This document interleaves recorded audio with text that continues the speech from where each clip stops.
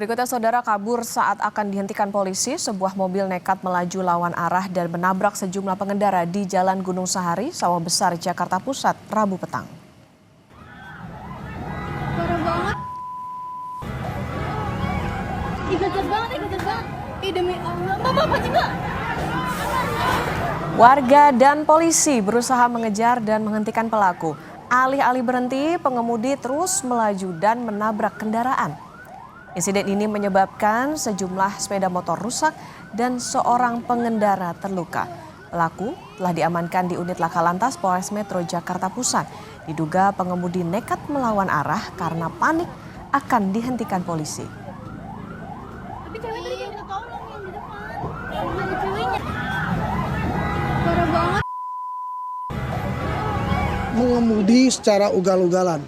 Dilakukan pengejaran dan sampai berbalik arah dari arah Gunung Sahari yang menuju Senen.